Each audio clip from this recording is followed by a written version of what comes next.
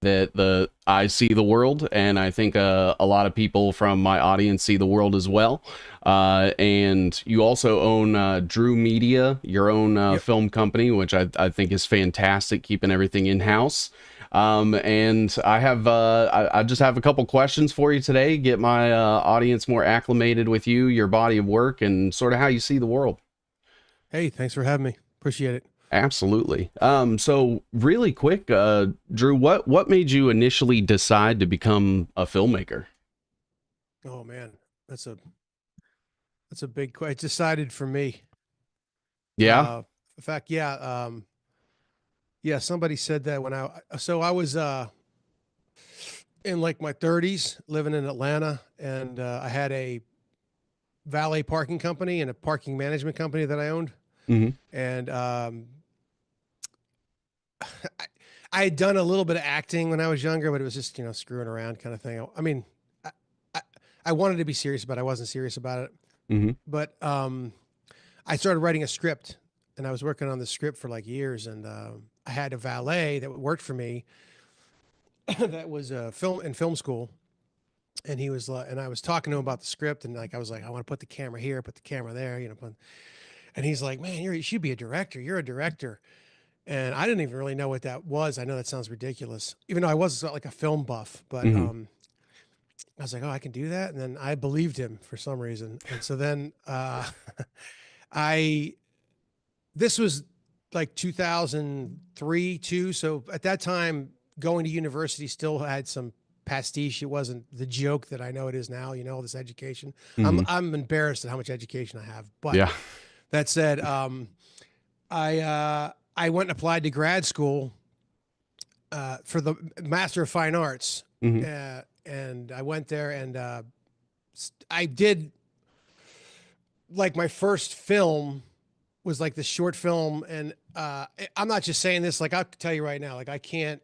I eat eggs every day. I can barely make over easy eggs. I can't make them right. But I something about filmmaking, like I just blew the class away. Yeah. And my professor was like, and they hated me. I thought I was going to go there. It was going to be this big love fest. Hmm. All the shit that we're dealing with now was brewing. It really started in the 80s, but it was really brewing in the 2000s. This is right around when Bush invaded Iraq. Yeah.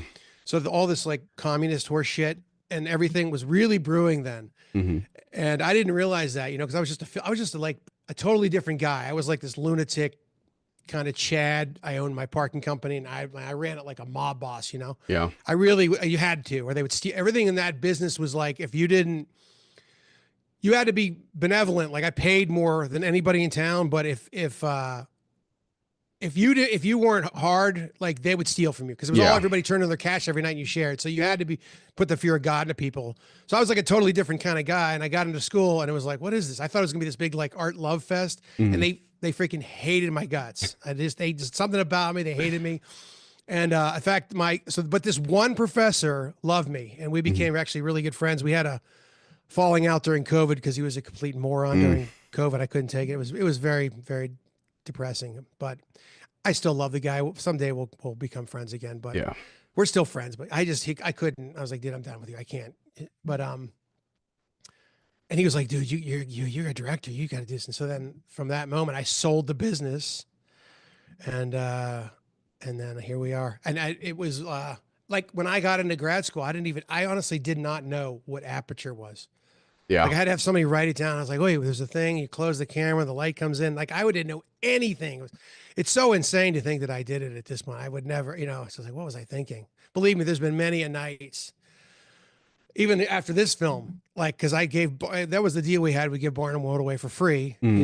and I was like, out of budget 2 months ago. I'm like, man, I wish I just got. What was I thinking, man? I could have my parking business. My old partner, he started another business, and we could talk about that because that's kind of interesting. Because I know you talk a lot about 5G, Yeah. um, and he's like a multimillionaire. And in fact, at one point when I was in grad school, I had to go back and valet for my old company. I mean, Oh you're talking man. about it's just shit sandwich after shit sandwich, but Yeah. it's working out. It's turning out okay. So here we are. That's good. That's good. I'm glad because in this, if you asked me what I was going to be doing 10 years ago, it was absolutely not this. And it's good to see like people find their calling, stick to it, and do it in a way that isn't dishonest or like taking industry money, selling out and things like that. So I really appreciate that, and giving away like the opportunity to watch Barnum World, in my opinion, that is fantastic. I've already shared it with basically everyone that I know. And I think that's just like the best way to go about it. Whoa, I don't know. It's the best way. It Well, is. not for the bottom line, but I wouldn't advise it, but thank you for sharing it. yeah, absolutely, man. And thank you for not being Benny Johnson. I really appreciate that. I, Of course, I, I wouldn't be here if it was you were Benny Johnson. So yeah, absolutely. And thank you again, man. I just can't put into words like because I know the effort that goes into just doing a live stream, and I imagine that's paramount to like shooting an entire production with a crew and everything like that. So just the fact that you were willing to do that, I think speaks volumes. thank you. So what was your like waking up moment? Where, at what point in your life, like, did something happen, or I got you. There. Yeah. It was birth of my daughter. Yeah. Oh yeah, that's it. I was literally that day in the hospital. I lived in LA at the time, and we were in God, what's the famous hospital in LA? It's like a famous one. It's right in Beverly Hills. Like literally Jay-Z and Like Sunset or something? no, it's called it'll come to me, but it's a famous hospital there. And it's beautiful. We had the whole LA mountain, and this is before LA went to dog shit. Like this was like right at the tail. It was still like really nice, uh and I didn't want to have her. I mean, I was a complete asshole. I didn't want to have her. I shouldn't say that. It was all planned and everything, but I'm saying I was like, I never wanted to have a kid, is what I meant Yeah. to say. And I didn't want to have a dog. Like I found out she was a dog. She was going to be a daughter. I was like, oh, because I knew that me and the ex weren't going to make it. Hmm. And she came out, and I like looked in her eyes, and I mean, I'm not trying to be dramatic. I don't know. Do you have kids? No. Okay. I highly, highly, highly advise it. And I was just like, oh my God, like it's like you're looking right into God's eyes. It's incredible. And I literally was like, can I swear on here? Yeah. Okay. I was like, what the fuck have I been doing? Because I was 42 when I had my first kid. Yeah. And I was like, thank God I had her. Oh my God, thank God I had my daughter. It's like the greatest thing that ever happened to me. I'm so thankful. So thankful she's a daughter too. I mean, I would love to have a son. That would be wonderful. But I mean, and I was like, what the fuck have I been doing? Because I should have 10 of these. Yeah. Why don't I have 10 of these? What? And then I started to, long story short, reverse engineer my life and all of the way that I thought and the decisions that I made. And I was like, man, it's all bullshit. And then, it just, as I started doing that, things started coming at me. Like I would just be somewhere and I would see something, and then I would go down that rabbit hole, and then I'd go down. And for like 6 months, when I really opened up was when I was like running around telling everybody, you need to buy silver, the world's going to collapse. I did that whole thing. Yep. I was red pilled. And, but yeah, it was just really the birth of my daughter, man. Just looking into an infant's eyes, and just like, it's just the purity and the beauty, and you never ever love anything like you love your child. It's just, and that's what they tried. That's what they engineered a society to keep us from having. They really did. And it's like, I'm a oak of a man. I should have 10 kids. I should have a property. Yeah. I was like, what the, how am I in this situation? Why do I think having kids was bad? Like how did I learn that? And then they just started reverse engineering, and then that was it. Yeah.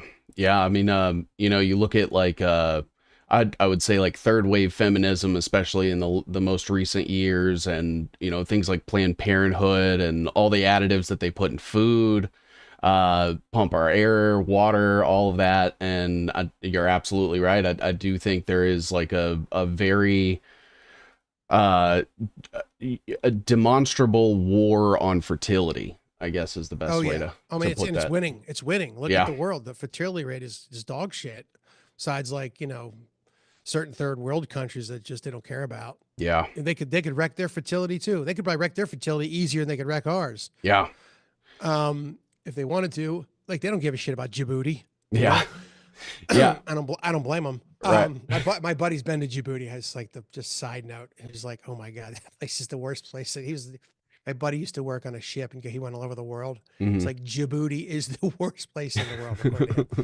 But Yeah, it's when you talk about all those things, third wave feminism, all that stuff, it's all just demonic, Yeah. anti-human demonism. That's all it is. Yeah.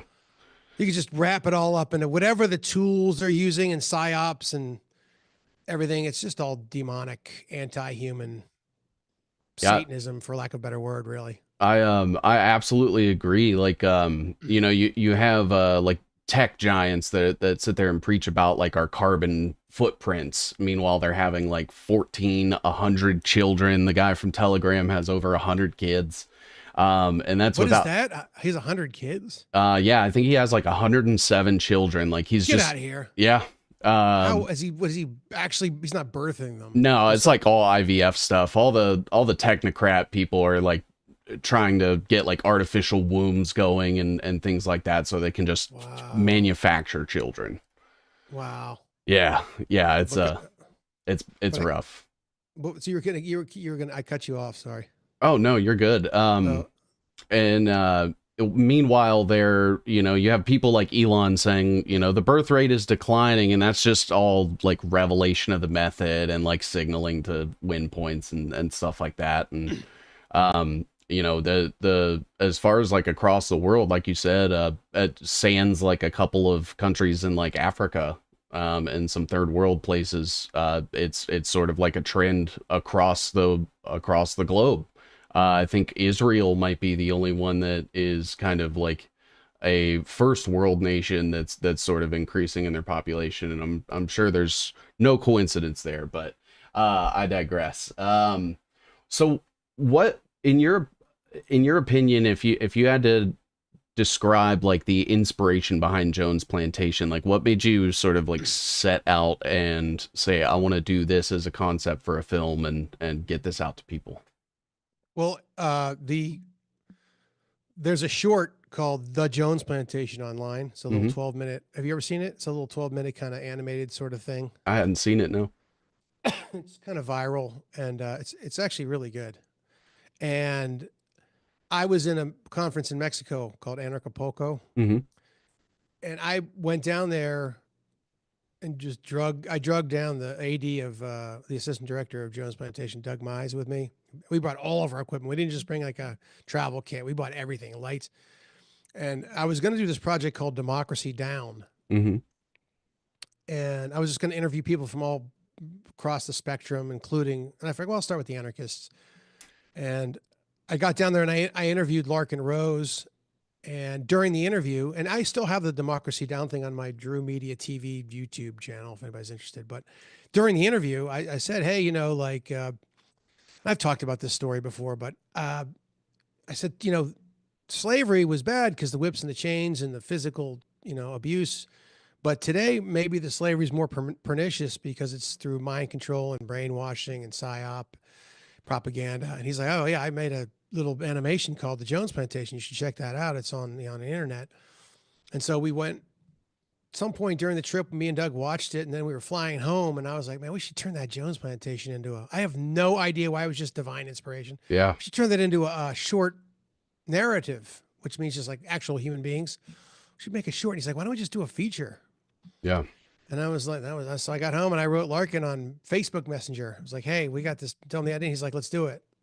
And he never, like, it's not like I had done a lot of work. I mean, I'd worked in Hmm. just about everything, but I didn't have as a director like a feature film dossier. I had one feature I did called The Atlantan that I made for $13,000. That's on YouTube. It Hmm. wasn't for a long. It's on Amazon too, but um, I mean, it's a very well done for 13 grand, but it's not like an enjoyable filmmaking experience. That's another story. And then I did this other documentary called Lord of the Freaks, this absurdist documentary called Lord of the Freaks that was more of like a director for hire. So I Hmm. didn't have like a big dossier, but he was really supportive from the get and had my back. And in fact, at one point, once we got the script done, some of the people that I know in LA, I sent my friend in LA who's a screenwriter, Hmm.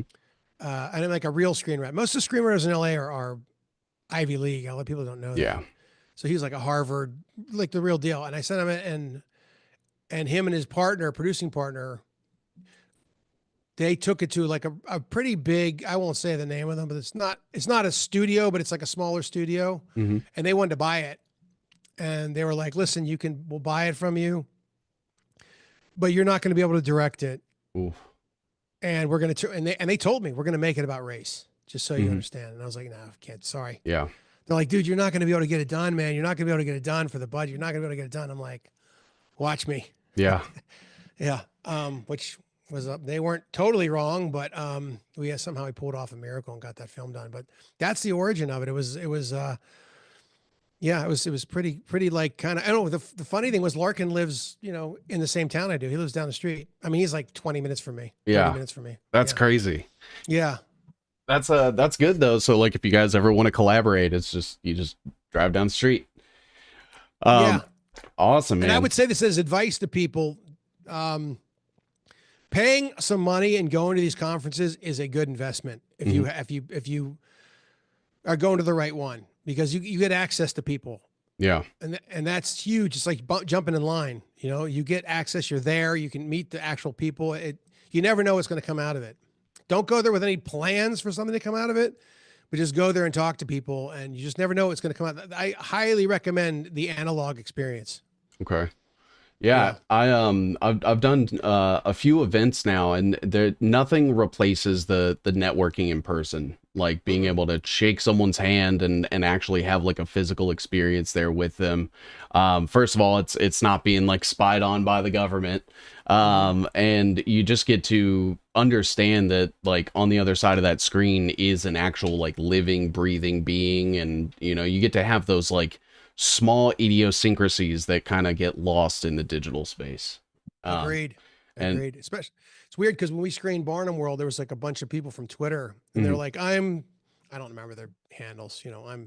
I'm Bunny343 or whatever it Yeah. is. I'm like, oh, and it's like, even in my mind, I had dehumanized them in a way. Hmm. You know what I mean? It's like, oh yeah, you're a person. Yeah. I know it sounds crazy, but you do that. You just kind of see them as this like internet profile pic. It's weird. Absolutely. Like it especially when you consider like follower numbers and all of the metrics that we use to analyze like success on social media, that in and of itself, like psychologically, I feel like dehumanizes us, turns us into numbers on a screen, just like with 100%. the money and everything. So, Yeah. so same Well, my question. follower count on Twitter definitely gets me dehumanized. For sure. Like the freaking loser. But go ahead. No, you're good, man. So I'll ask you the same question, but with Barnum World. What was sort of like the inspiration behind that, and what inspired you to sort of take that direction? Because I noticed that it's sort of like a mockumentary style mixed with like reality footage. Which Yeah, that's what it is. yeah, so I think it's a really interesting approach. So just sort of how that all came about. Well, it might be a new genre. I Yeah. don't know what the name of it, where you bring in a fake expert and he does a tell all, and then you prove what he's saying is true. So you're basically destroying whatever institution it is that you're going after through this fake tell all guy, but you're proving what he's saying is all true. So you have this theory about the institution, whatever it is. And like, for example, there's a guy named Doc Malik. I don't know if you're familiar with him. I've heard of him. He's awesome. He's an awesome dude. And he's seen it. Now he wants to do one for the medical industry. Hmm. Kind of like a fake truth teller guy. And you come in and you tell the truth and then you prove it. The original idea was just a documentary. Hmm. It was just going to be that's why I was like, I'll just throw it up on the internet. Because if it was just a documentary, I would have been done months ago. It was a lot more difficult to do the mockumentary. Hmm. But it was based on Legal Man, U.S. Crime Review on Twitter. I don't know if you guys are familiar with him, but Yeah. he played Mr. Jones in Jones Plantation. Oh, fantastic. Yeah. So then he talks about Barnum statements in his podcast. Hmm. And I thought a Barnum statement is a statement that sounds like it means something really profound and it draws up people's emotions, but in fact, it doesn't mean anything because it means something different to everyone who hears it. So a good example of that is Make America Great Again. That's Yeah. a Barnum statement. It doesn't mean anything. And it's unfalsifiable, unprovable. So there's no way to prove whether or not Trump made America great again or didn't make America great again, what he's done. He's just going to say, I made America great again. Yeah. So there's nothing. So, and then everybody hears that. I could put 20 people in a room and say, hey, give me 3 to 5 sentences. What does make America great again mean to you? And I'm going to get 20 different answers. Doesn't mean anything. It's meaningless. Yeah. Build back better, Hmm. all that shit. You know the whole deal. Absolutely. Back the blue, all this stuff.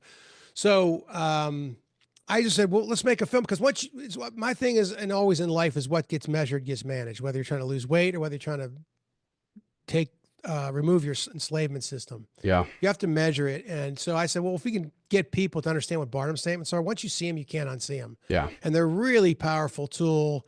I've had so many people tell me, man, I'm so glad you named it. And like I said, measured it because now I can see them and I go, oh, that's a Barnum statement. They'll say, I've always seen these things and they always felt weird. And like, what is he? I don't know. You know, they kind of like, I hear them say it, but it doesn't really mean anything. And it sounds like bullshit to me. But now you said, okay, that's a Barnum statement. So we're Yeah. hoping at some point, one of these jackass politician guys is at a conference or something. It says something like Vivek Ramaswamy or something. Yeah. You know, we need to get back to the Constitution. Like, what does that mean? You know, that's a Barnum statement. Sorry, Vivek, that's a Barnum statement. And so we were going to just make a documentary, and then it morphed into a mockumentary with this character, this Natty Jones, whose backstory is a distant cousin of Nathaniel Jones from Jones Plantation. Oh, nice. He's like a distant nephew, I mean. And that's not in the film. That's just our backstory. Okay. And but now there's more backstory. His father worked for Rand Corporation. Oh, sort of like, yeah. And even more backstory is that his mother, she died. His first mother was like an alcoholic and she was like miserable. She died in a mysterious car accident. And then he was married to this other woman his father was with who was really nasty to him. And they kind of raised him as a propagandist. He's a propagandist. That's what he does. So he comes in to do a tell-all, and it's kind of like revelation of the method for him. Yeah. He's getting older. He's in his 60s, and he's like, I want a record. And he's like, and his whole thing is like, it doesn't matter what I say. Nobody's going to believe me anyway, and it's not going to change any of their behavior. So who cares if I tell what it is? I'm just going to tell you what's going on. And he goes, most people, they're not going to listen to me anyway. Yeah.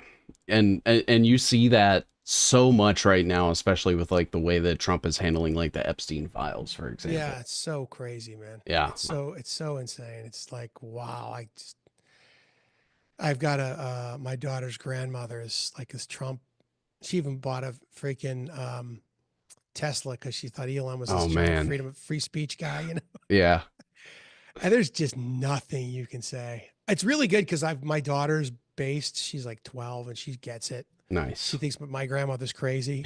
And so I'll say something to her and she'll like, nah! And I'll go, you see that? See, you just the mind control. You can't, it's all propaganda. Like I show her an example of what it is. Yeah. It's like, it's just blocked. The mind is just, it's like she's programmed and she can't, it's painful to accept that you've been duped. That's what he says in the film. There's so many good lines. I like the lines. Oh, yeah. He says they'd have to accept the fact they've been duped at a very fundamental level their entire lives. He's like, most people, they're just not willing to accept that. Yeah. And it's painful because I know that I always knew things were bullshit, but like when the 2020 thing hit and I really was like, okay, this is not just like not working. Yeah. It's actually working. Yeah. It's working exactly what it was designed to do. It's always been a control system. It's always been an extortion racket. And to let that go where I still thought, okay, America, you know, it's just been corrupted and it's because people believe in this stuff in the state. Once I realized, no, this is actually, the system is doing exactly what it's designed to do. It's not broken. There's no fixing it.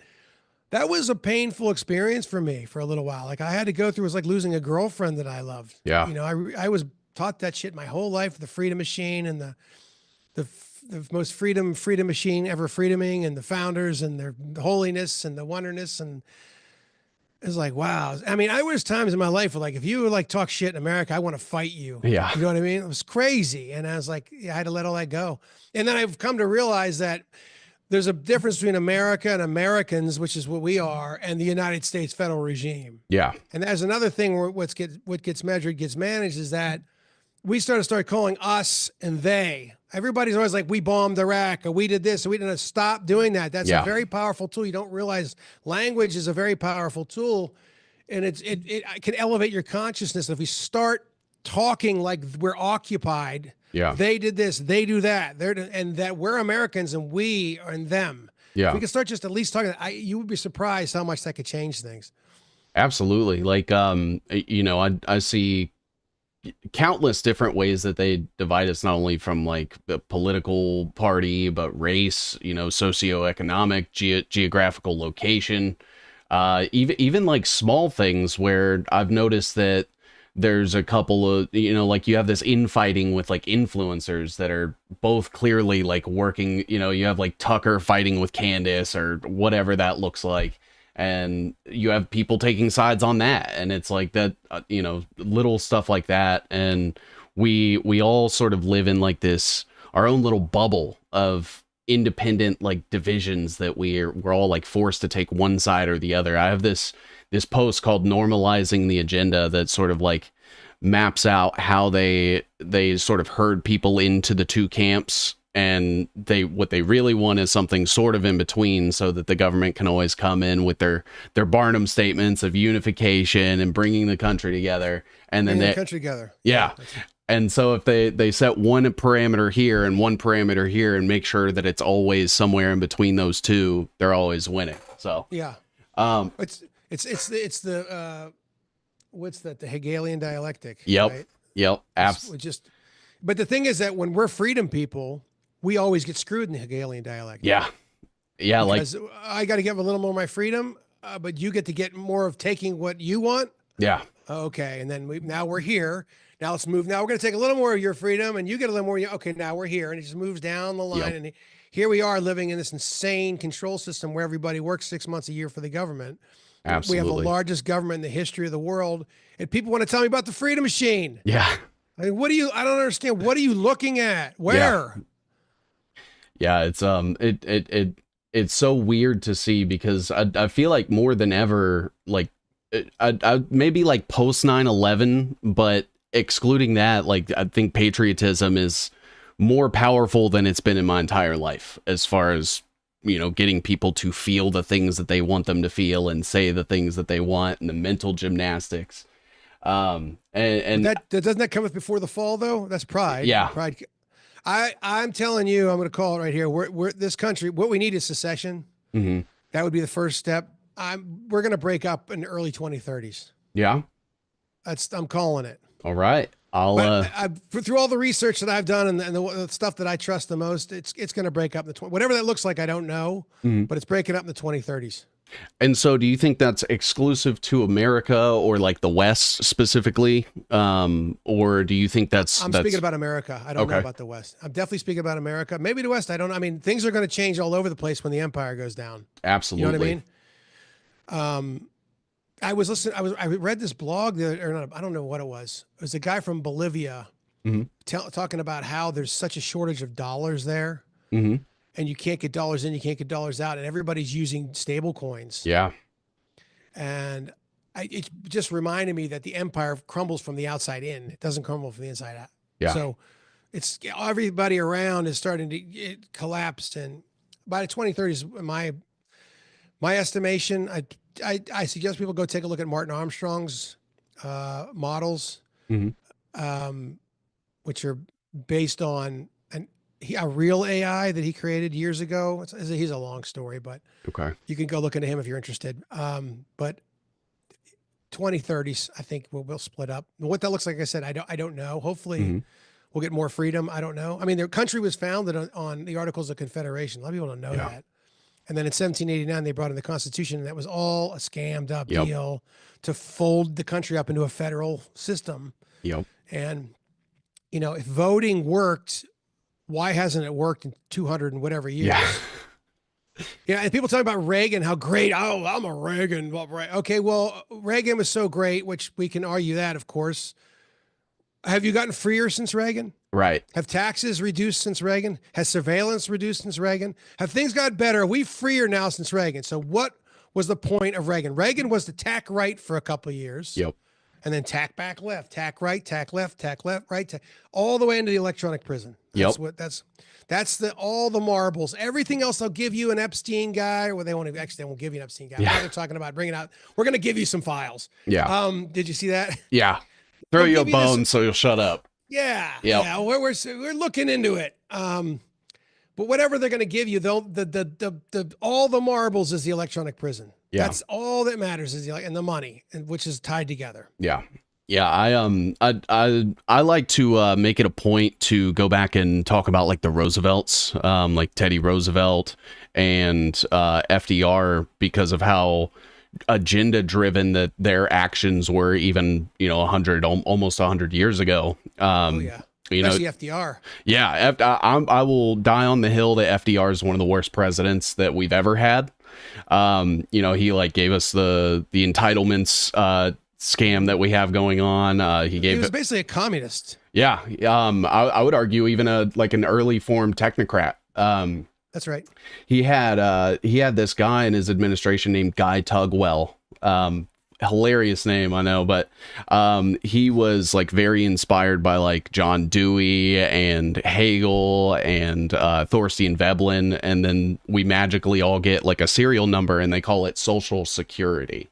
You Mhm. know, and various things like that with like the military industrial complex and the way that he set stuff up. But I try to do that because I want to show people that like, hey, you know, fake news and these like paradigms and narratives and stuff have been happening since before any of us were alive. And it goes back at least, you know, 100 years with the technocratic agenda, but all the way back. And I want to ask you, how far back do you think it goes? Well, I just want to mention one thing on the Yeah. FDR thing, because Yeah. that's a perfect example of the propaganda that I was raised on, because Hmm. I grew up thinking he was a great, Yep. great man. Remember the speeches they'd play? We have been invaded, but meanwhile he knew they were Yeah. coming the whole time. They set up. So that's a really good example of the bullshit that we were fed as kids. Yeah. Well, you know, I'm not, I haven't dug deep into the history of all this, but I am aware of a place called Media, Hmm. the location called Media in the Middle East, which was apparently like, that's what they started this. They were the ones that kind of, I don't know if, who knows? We don't know what the hell went on before, how many, we were hit by a meteor. I don't know, but Yeah. like, if there, how many civilizations have been here, but we know we know some things, and apparently there was a place called Media in the Middle East, which is kind of like where kind of Iraq and Iran are, kind of thing. Do you know Hmm. about this? Yeah. And that's when they started. They would teach people how to this control system, and it would run on like they'd have holidays, celebrations, and festivals. Hmm. You know, they need mimetic things to get you tied in. So, oh, we got to work for 6 months, and then we're gonna have our spring festival, Yeah. and then you know the Super Bowl is coming. The Super Bowl's Yeah. in January, and then you know, The it, solstice. yeah. Yeah. Well, it's just like there's always like, and so they have all these like ways to tie you into the culture, and then they could just keep running on the scam, because these people just live on stolen money. They can break the law. And I'm talking about people in quote unquote government, Yeah. and they never have to work. And they get all the perks in the world. It's like everybody's like, "Oh, the president's job is so hard." I'm like, Yeah. so fucking doesn't do shit. He shows up and says some stuff. Yeah. He doesn't Signs do his name shit. a couple times. Yeah, he flies around a flies around that big plane, gets his ass kissed everywhere he goes, the Yep. best meals, all the money he could ever want to spend. He doesn't do shit. Yeah.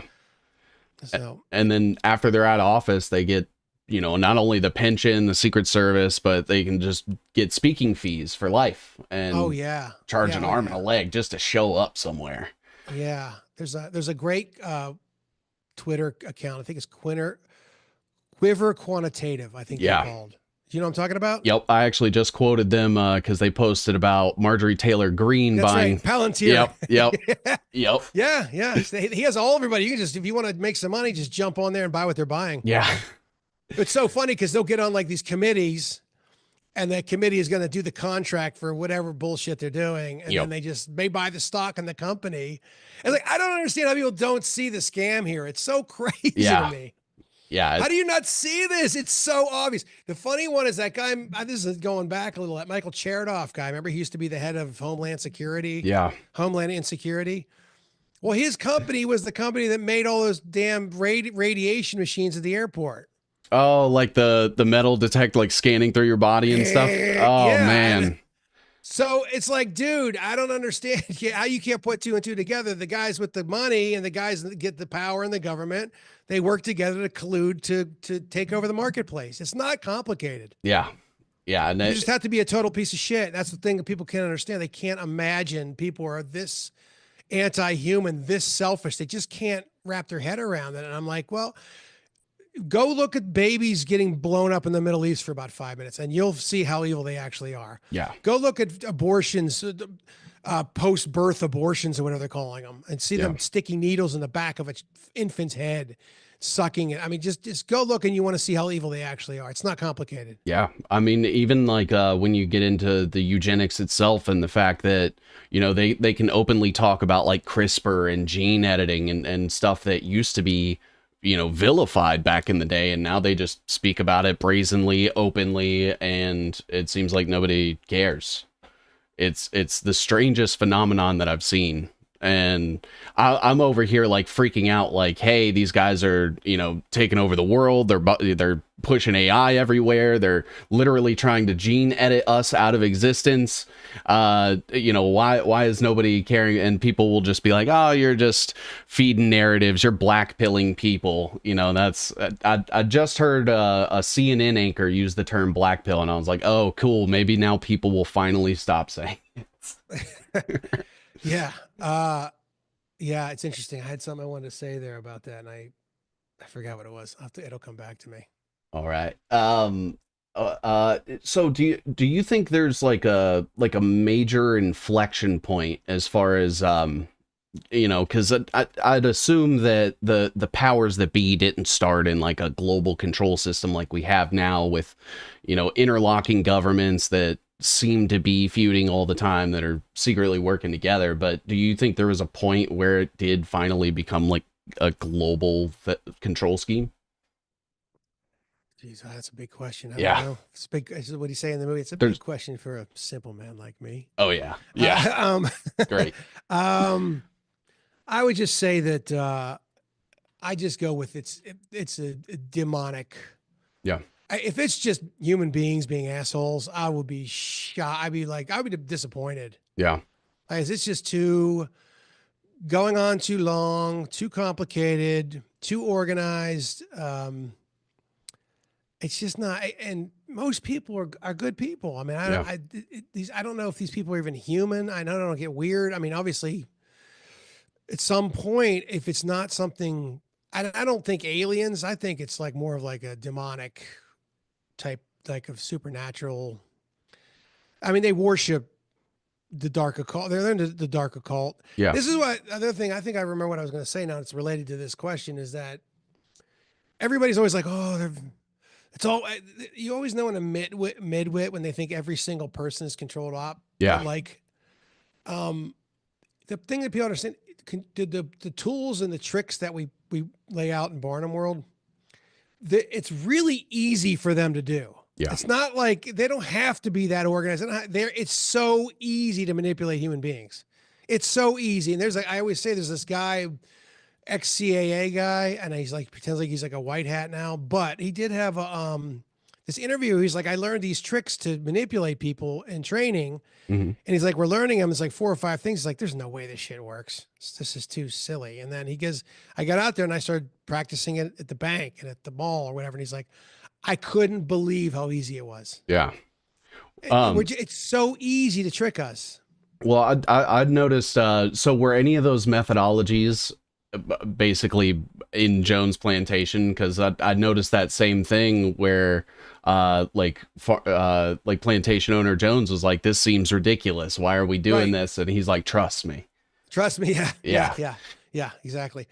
One of the biggest tricks they use now is repetitive content. Yeah. Repetitive content. And it's interesting because your subconscious mind, it works like your heart beats. Yeah. You don't have any control over it. You don't realize that. And when you're in a position of like you're sitting there watching television or you're watching a movie, you're in a very what's a word? You're susceptible, very susceptible. And so when they found out they repeat something 3 times, that you will accept it. So basically, your subconscious mind is looking to what the pack is doing, because when you were, when we were supposedly cavemen or whatever, where it was dangerous. If you got separated from the pack, you were dead. Yeah. So what you're looking for what they're showing you is what the pack is doing. So you accept whatever the propaganda is.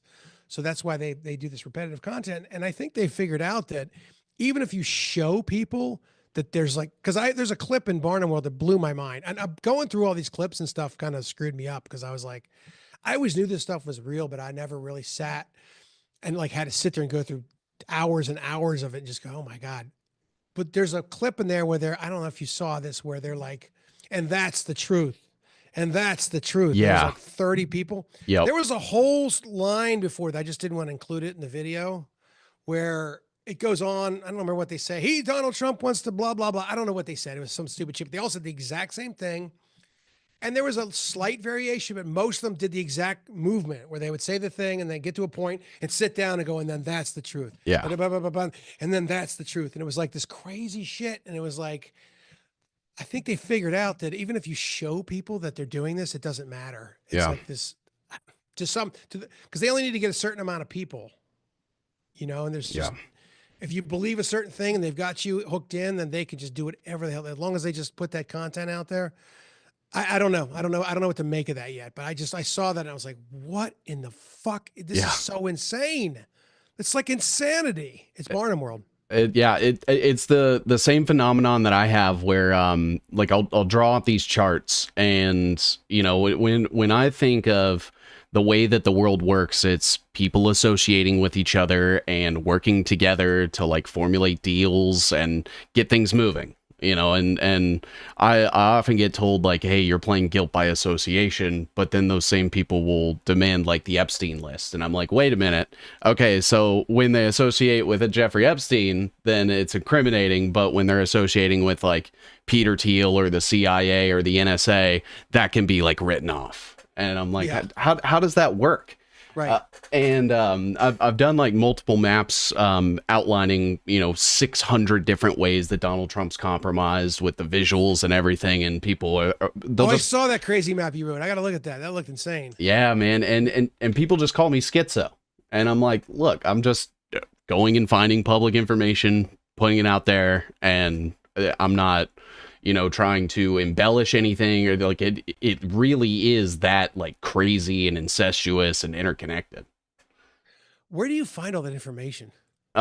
So for some of my live streams, what I'll do is it's just like really research intensive. I'll be live for like 4 to 5 hours, and it's me going through looking through things, but my chat also helps.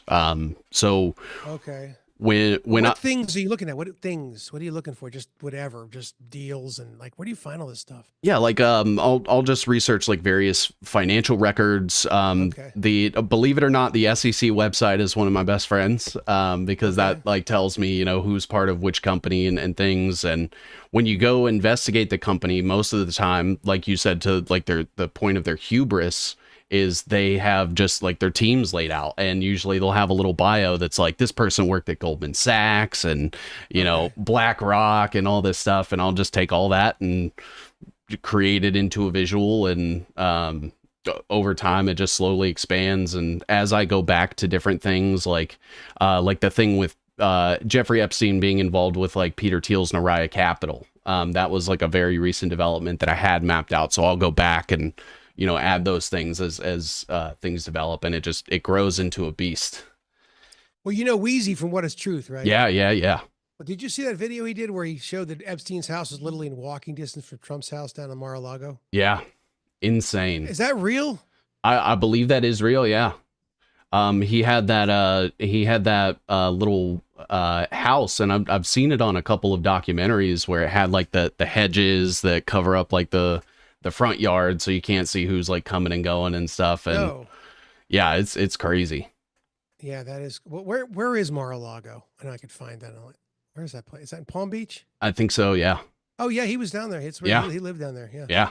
He was in walking distance from Trump's house. Just think about how insane that is. Yeah. You're going to tell me he's not connected? It's just like the Elon Twitter thing. It's like, okay, so they have this because Twitter is just a PSYOP creator. It's really what it is. Yeah. And they have this tool they can use where they can create these PSYOPs, and they can control who gets to communicate, who doesn't get to communicate, whose algorithm they can push. They have this perfect tool, right?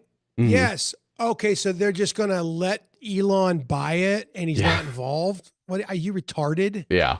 They're just gonna let he got the deal. Darn it, man. Oh man, like we almost had that one. We had him for a while there, but then Elon came in with his big freedom of speech and his fight for freedom of speech, and he just pulled it right out from under us. Oh man, Yeah. like it's just so. How stupid are you?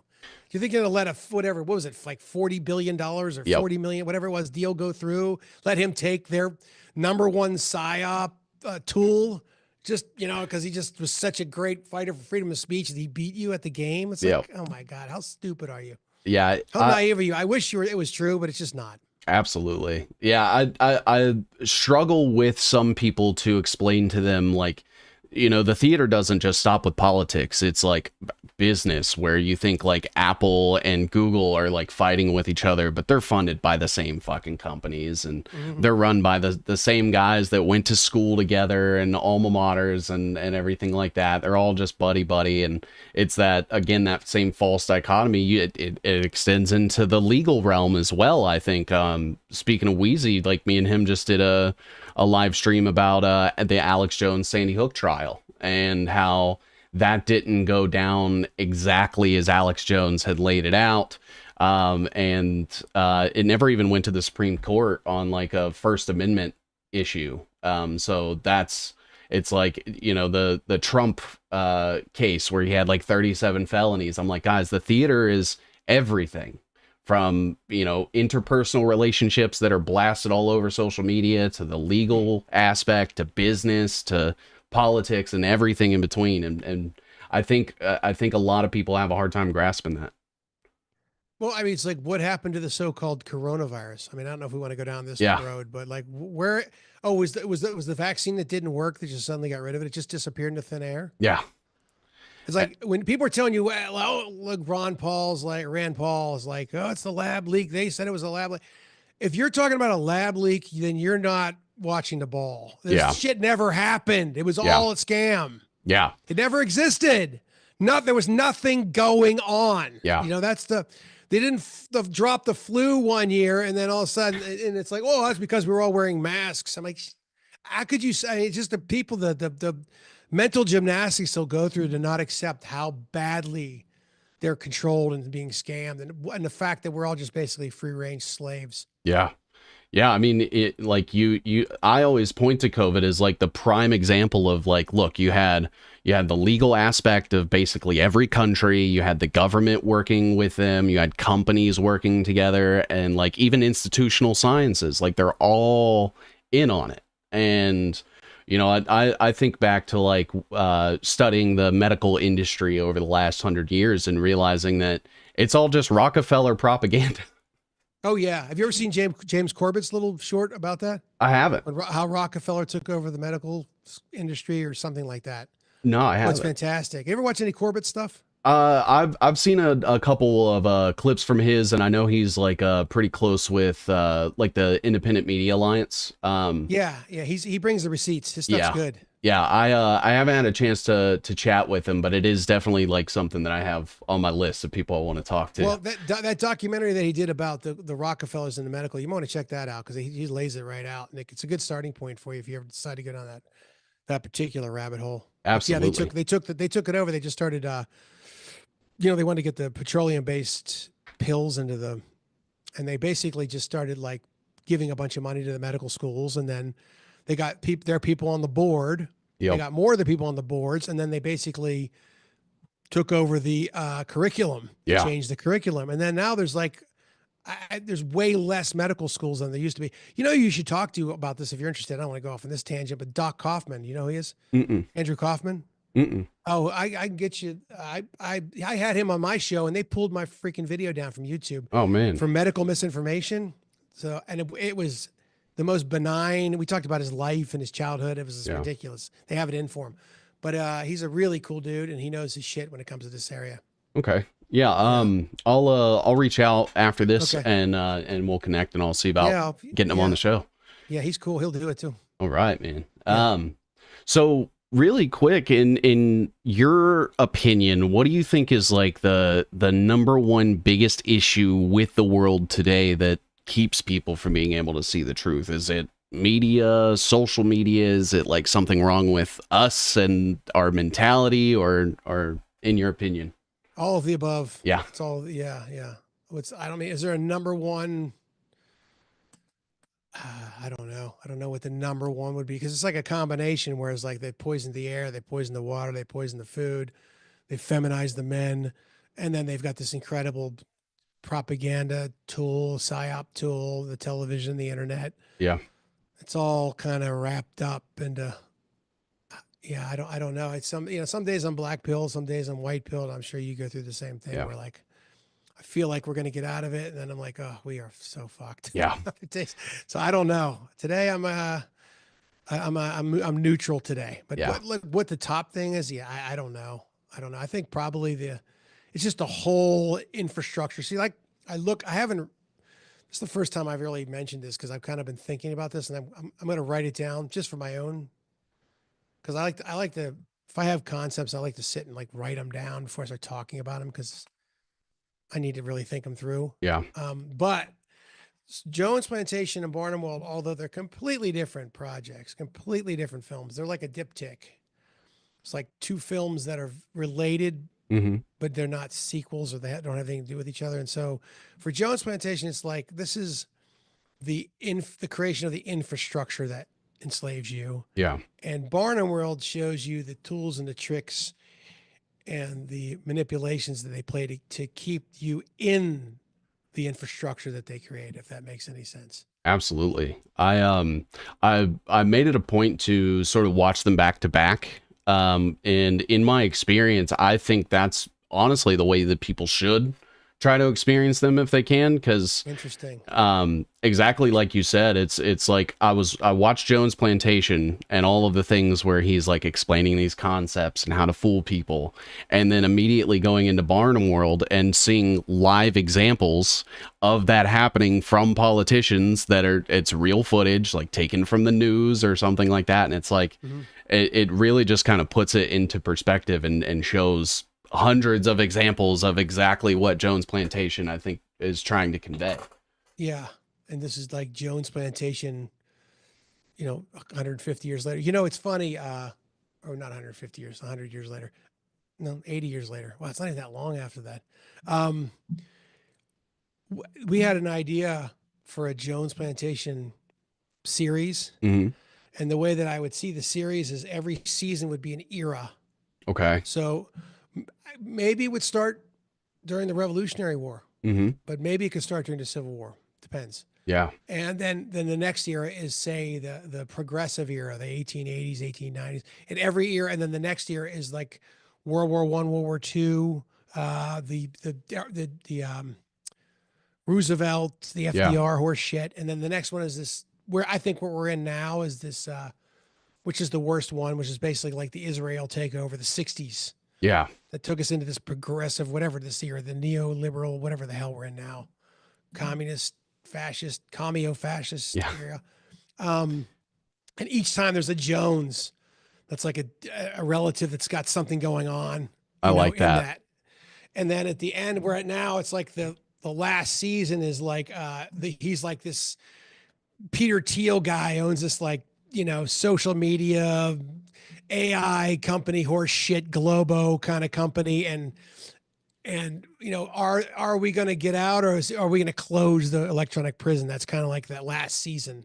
Yeah. I don't know what I think that would be a really amazing series. It would I think so too. Require a lot of money, but I don't know how we get it done. But it could really be interesting. But again, it would require a lot of money. Absolutely. Well, if you ever need anybody to make like a cameo at no paid expense, happy to come up here.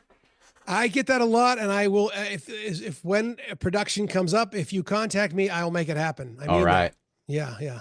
Awesome, man. Yeah, I've never acted, but when I was watching those films, I was like, I feel like if I believe the things that I'm portraying on screen, then I can give a passionate performance, but it's the whole like faking that I'm like somebody I'm not or something like that. But these themes and stuff I think are something that really pique my interest enough to like put my foot in the door or like dip a toe into something like that. So what you're talking about is what you don't, unless you're playing a character actor, where you're doing something like, what's a good example? Like say, well, basically, what you don't want to do is act. That's Yeah. the key. I always tell it, don't act. You're creating a reality out of thin air. So you want to take who you are and the things that you know. See, it's so much about being a good actor is your life experience and your ability to observe and observe archetypes and observe the world around you. And so you just take what you know and you put it into that character within that concept, within that situation, within that moment, Yeah. and just put everything out of your head and don't act. And Yeah. so that's why being an authentic human being is way more with it, like good life experience is way more important than being like a good actor. But like I said, unless it's like some sort of crazy character actor, like DiCaprio playing a retarded kid or something. Yeah. That's character acting, where you really do have to do some acting, Yeah. but or like performance. But generally speaking, don't act. That's the key to it. Okay. I'll keep that in mind. Yeah, yeah. Fantastic. So I heard you mentioned Peter Thiel. So I do want to ask, what's your opinion on the coming technocracy? I'm assuming you're not a fan. But in your opinion, like how bad is it, and where do you see us kind of sort of ending up if things don't course correct? I don't know. Yeah. The verdict's still out. I like even the AI thing. Like they're like it's going to take over filmmaking. I'm like, I don't know. They don't have consciousness. They don't have a soul. Yeah. But again, the technology could be so good that you can't tell the difference. But I mean, how much better can it get? I mean, some of the stuff they put out in AI now is pretty incredible. They Yeah. had this You ever see that stand up guy? He's like doing stand up, Yeah. Yeah. I did see that. but it's still, there's something about it that's inauthentic. Yeah. I don't know. I can't place it. Doesn't have a soul. Also, if the AI can't, it's just a database. If it can't lie, that's a problem for them. Did you Yeah. see that What was that Mecha Hitler thing all about? That was hilarious. Whatever it was funny. Is that just Musk or somebody over there flipped some switch in the coding, or what do you think happened there? Yeah, I think there are like safety parameters on the AI.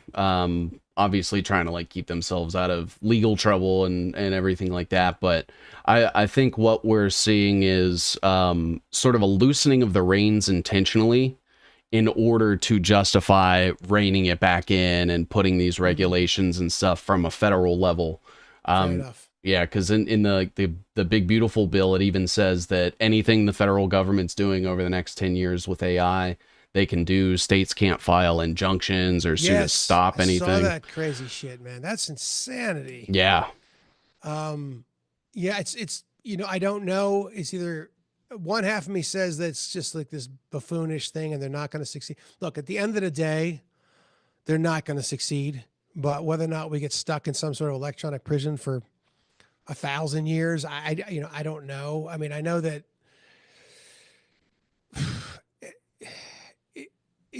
we're already dealing with this sort of Kafka-esque type of thing. When I don't know if you've ever tried to deal with like any kind of customer service with a company that's any kind of globo, it's it doesn't happen. It's yeah, insane. And the idea that customers always first, that's over. yeah, Um, I don't know. Yeah, I really don't know. I'm still, my verdict's still out on that. Some days I get really dark about it, and some days I'm like, yeah, this shit ain't gonna work. absolutely. The fact that they can't lie is really helpful. Legal Man did a podcast, I don't know, 7 or 8 episodes ago, where he cross examines Chat GPT. Hmm. I might make a video with it and sort of like make cartoon pictures of him and cartoon pictures of the Chat GPT, and they have him go back and forth. Yeah, It's so insane. So he eventually gets a thing to admit that's like lying to him. hmm, Because it starts off, he's just having a conversation about COVID, and he starts asking him questions, and it starts giving these like horseshit canned answers about, this many people died. And he's like, well, no, no, no. So, and then he starts going into it and starts grilling the thing down, and it admits that it's like a propaganda tool. hmm, It admits it's programmed to lie. And then he goes into all of the different um, historical events. yeah, World War II, the Civil War. I mean, you name it. George Floyd, the race psyop, everything. And it's like, it tells him the psyop version he's supposed to tell everybody Oh wow. to keep us in a control system. Like it admits it. It's I thought it was crazy. I Yeah. mean, I thought it was insane when I heard it. I know when you're talking to these things that they're basically talking back to you as you. Yeah. That's basically what's happening is you're talking to yourself and it's like reinforcing what you know. I get all that, but he's a lawyer and he cross-examines this thing. And every time I kind of have a lawyer mind, and every time I actually got into law school, I went to orientation and decided not to go, literally Yeah. at orientation. But I was like, every time the thing would say something, I go, whoa, wait a minute. And he would go, whoa, wait a minute. Like he just nails this thing down to the point where I advise I'm going to make my daughter watch it. I've already told her, like, you have to watch it. Listen to it. I'd advise everybody to go to the Quash and find him cross-examining an AI. I wish I had the episode number. I'll send it to you when we get done. Okay.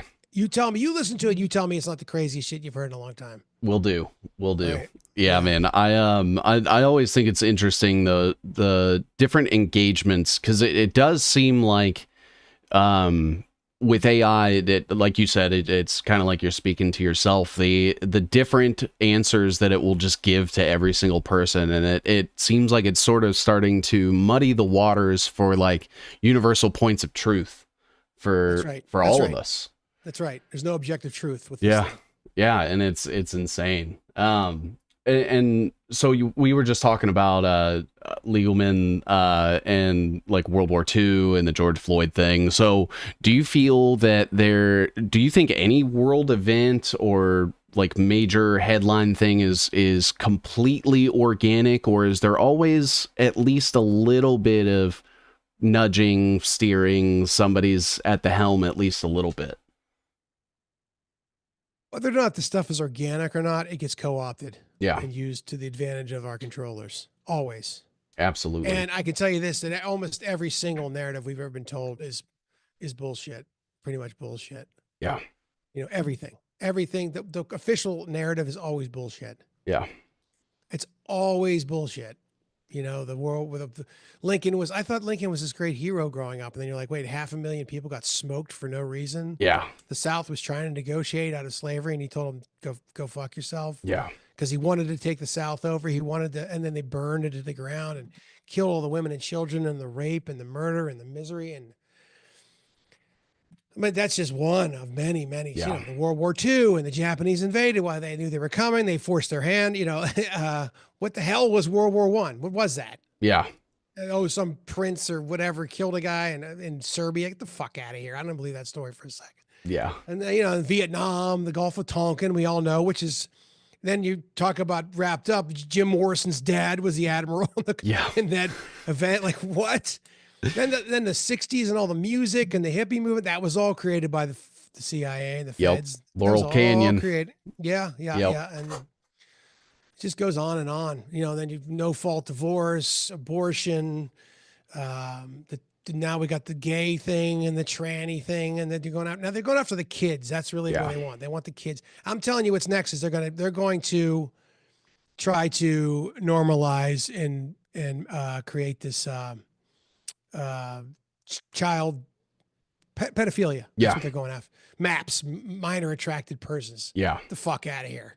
Yeah, I think they tried to essentially like lay a lot of the groundwork with that, with the trans movement, of this idea that children can, you know, knowingly consent to something, and all of those same like talking points. I'm like, I've heard this for years from like people that are trying to legalize like pedophilia and stuff, is children can consent, they can make informed decisions on their own, and it's like, no, that's not how this is gonna go, actually. No. Well, oh God, I'm sorry. Oh, I was just going to say, and I mean, just looking at like everything with the Epstein thing, where they're trying to trivialize the world's biggest, you know, child sex trafficker in human, I would say at least in our lifetimes, but I would argue in modern human history. That we're aware of. I mean, we don't know what all these things that go on, but yeah, and they always like, oh, just teenagers, or it's like, no, you don't understand the whole story. Not that I understand the whole story, but I know. I've read enough that I know that it was a very, very, very dark thing. Yeah. And it involved the former prime minister of Israel. Yeah. Ehud Barak. And he was supposedly really, really nasty. Yeah. Like they're into like, and there was a lot of that. I've heard a couple of those girls talk, where there was a lot of this like Jewish supremacy thing, or like Israel, and this, and like the Goyim girls, they would treat them especially disgusting. Like Hmm. they got off on it. It's just, there's just no bottom with these people. And they Yeah. run, and I mean, if you get a certain group of people, I tried to explain this on Doc Malik's show the other night, and I did a lousy job. Maybe you can help me, but it's like the idea that we can't organize ourselves as human beings. We're incapable of it. So we're going to take a small group of us, and then they're going to go over and they're going to organize for us. So they get to break the law and they get to control us, and they're going to do the organizing, because as a whole, we're incapable of it. But there's going to be this little group that we're going to allow to do it, and somehow they're going to be capable of doing it. Yeah. Does that make any sense? I can't explain this properly and more efficiently. And then who do you think is going to take that job? Yeah. It's going to be the worst among us. Absolutely. It almost creates like this moral caste system that they are better or more informed or, any less flawed than the rest of us. Mm-hmm. And you always see it. And I think PR and media companies do a good job of like spinning these people. Cause in my mind, the first person that I can think of is like people like Thomas Massey, where I'm like, I like the things that he says, but at the end of the day, he is still part of the government, the control scheme. Like he went to MIT, he's like very tech oriented and stuff. And I've heard like rumblings that he got early funding from Peter Thiel and stuff. I'm like, this guy's not here to save you. He's like the pressure release valve. He's who was the guy that ran against Jones? It was his brother, I think, in the movie. It was his cousin. Cousin, that's it. That's cousin. it. Yeah, he's that character for people. And people don't seem to get that. He knows he's a fur man. Yeah. He knows fur. I know cotton. Yeah, we made him a fur man. There's a whole story with that guy. Larkin Rose was supposed to play that guy in the beginning. Oh, really? And we met that dude that played Mr. Jones. Mm-hmm. I mean, sorry, Mr. Johnson. He lives in Natchez, Mississippi, where we shot. Oh, awesome. And he is what you saw. That's him. He rides around town on a horse and goes really? to the bar. Yeah, and he's a horseman. He like does he's a horse trick guy.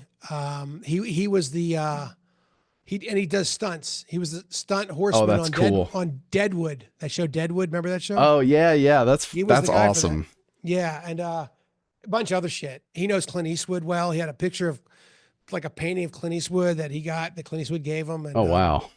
The jacket that he had on in that film, mm-hmm. that was the jacket that the character Buffalo Bill wore in Deadwood. No way. Yeah, that jacket was badass. That's awesome. So we went to his house for dinner. The guys that were like on my crew, they just got there like a day early and they met him in town. And then we went to his house for dinner. He lives in like this like cabin basically. Mm-hmm. And we're just sitting there eating. And then Larkin Rose was like, "You're playing Johnson." And I was like, whoa. I need to be consulted on this. Like, what's going on? And then, but he provided all the horses for the film. Like he really, without him, I'm like, there's so many things like that. So when you see, I played the overseer. I don't know if people realize in the film. Mm-hmm. And there's a scene where I'm riding around a horse. My grandfather was a Simmental cattle farmer, and I may have gotten on a horse when I was a kid, but I've never ridden a horse before. Okay. I got up on that horse. He's just like taught me like real quick. Oh, that's cool. And for those, if anybody's interested, do you know how to ride a horse? No. I didn't know it's the most important thing. If you're not ridden, is the stirrups where you put your feet in. Mm-hmm. You want to push against them. Okay. So a lot of people just sit in them. You got to push against them so you have like some force behind you so you don't fall. Yeah. So as soon as you go, just push against the stirrups. Okay, so like a tension thing to anchor yourself. Right. Yeah. That's right. Yeah, okay. Most people just sit there and then they. Okay. All right. It's a tension thing. Yeah. Anyways. Awesome. I will. I'm hoping that one day I can do it just to have that experience. Again, getting older, but that's never an excuse, right? No, come on. What are you, 35? I'm 32. I almost said what age I was going to be, but then I realized that's that number they like to use all the time. If you're using 32 as an excuse not to do something physical, you need to look in the mirror and spit. Absolutely. Yeah, dude, you're just a baby. Come on. Yeah, you got plenty. My back feels 50. Well, you can fix that. Yeah, that's a posture thing, I'm sure. So I'll kind of take it a little bit of a different direction here. Okay. what is something that you feel is missing from like I guess I'd call it like the truther field, so all these people that, myself included, yourself, in the different ways that we try to tell it, what's something that you don't see enough of or would like to see more of? Money. Money. I mean, I know the dollars, fiat, and all that shit, but we need wealth. Yeah. We need to be. Their elite theory is real. We need to be elites. Yeah. Because, when you look at the American Revolution, those were elites that were fighting the elites in England, and they ginned up the people to take their shit. Yeah.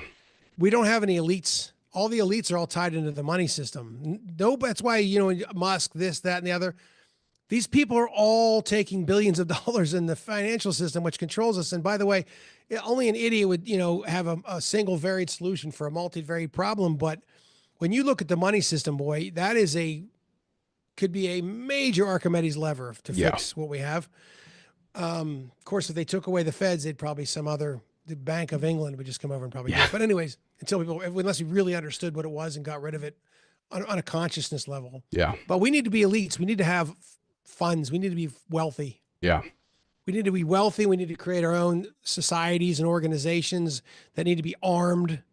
And we need to have locations where we have our own place. I have a buddy who lives right up the street from me. Mm-hmm. He's this crazy, like, mad scientist guy. He's like a genius. I'm not kidding. He's like, he's got like a little property over here, and he has like his little workshop, and you'll go over there and he hasn't slept like 4 days. Oh, wow. His fingernails, he won't cut his fingernails. He does I won't even tell you the crazy shit he's doing in his lab. Yeah. But we went for a hike, and he wanted to show me his property, and his vision is like, he was telling me, he's talking to me. He might as well be saying the moon's made out of cheese. I don't even know. I just kind of nod, trying to figure out what he's saying. Yeah. But basically his idea is that he has like a perimeter around our property. Mm-hmm. So if you try to come, like, as you get close, you get sick. Then you get closer, you get sicker. And then you get to a certain point where you just flat on the ground. You can't move. Oh, wow. He said he could create something like that. I know we're talking science fiction here, but we need to start thinking like that, because you're not, the people that want to be left alone are never going to be left alone by the people that don't want to leave you alone. Yeah. So you have to have a way. We have to have whatever that looks like. It could be, it could be something on the internet. It could be whatever it is. It could be weapons, actual weapons. We have to have a way to keep these people away from us. Yeah. And be smarter than they are. And we need money. We need finances. I won't even say money. I'll say finances. We need wealth. That's what we need, abundance. And we need to start making societies. I mean, they're trying to do that in Lieberland. I don't know if you're familiar with that project in Lieberland. You never heard of Lieberland? Oh, wow. There's a place called Lieberland. There's a name for it, but it was like the last not claimed piece of land in the world. Mm-hmm. And it's like between Croatia and whatever Croatia's next to. My geography. I went to American public schools, and my geography's terrible. But basically, they claimed it. And they're trying to build like a new Hong Kong there. It's like basically the size of Hong Kong. Mm-hmm. And it's totally free, and everything's on the blockchain, blah, blah, blah. But they're having a hell of a time because the government's there. Giving them a hard time. And they don't have any, they're sitting ducks because they don't have any military. They don't have anything like that. Like, whatever that looks like, we need to create societies. We need to create property. We need to have abundance, basically, long story short. And we need to start organizing ourselves and start seceding on our own. Yeah. We need to secede from that's what I like about agorism, which is quote unquote the black market, but we need to start seceding on our own. We could create a country online. Yeah. Where we provide goods and services to as many locations as we can, depending on how successful we become. If you don't like our goods and services, you can quit. Absolutely. We need to start doing shit like that. I don't know how that's going to look or work. All I have now are films. I'm doing the best I can to provide films. I got plenty more in the brain, believe me. Plenty more that I'm inspired to do, but they're going to require more funding than these two. Yeah. Well, and that's the thing too, is, sort of hearkening back to like the sentiment that be the change you want to see in the world. It's, you saw that there weren't movies out there that were saying these things and speaking these truths. So you go out and you just do them. And I think that, with like government and everything, it's this sentiment of making people feel like they're not capable of great things. Mm-hmm. So right. That's why they need government and all these big rich people to come in and tell them what to do. And you know, I always say to people that things like compromise are like a weapon of the state, and that, you know, holding true to your morals, and, you know, yes, this one way might be easier and it might give you, like, you know, a little bit more of a payout and stuff, but keeping like steadfast and firm in the things that you believe, and becoming that alternative for people, I think is really, really important. So I'm glad that you practice what you preach, and you're able to offer independent films at low cost or absolutely free for the time being. And I think that the more people that get out there and just fuck it, I'm gonna try it. You know, it might seem crazy, but let's do it, because you miss 100% of the shots you don't take, and I think crazier things have happened than people sticking together and figuring shit out. So I'm calling the Jones Plantation the vanguard film, the dissident artist movement. I like that. Now, currently, the dissident artist movement is me, Yeah, but I was hoping it engendered a buffet of genre just people, filmmakers like myself. I don't know if they exist. I look at myself as not like the dying light, but like the light at the end of the tunnel. yeah, It's kind of what and I'm telling you, cinema is still a extremely powerful. I think they're trying to destroy cinema on purpose, yeah, because it's one of the last where it's a collective experience where you go into a theater and you sit there, and the technology is amazing. yeah, Nobody has 100-foot screen in their living room, not unless you're Peter Thiel, yeah, and the sound that they have, and you go in there and experience. But the films are so bad, so awful. I'm actually gonna start talking about this. I think I'm gonna start doing videos about this.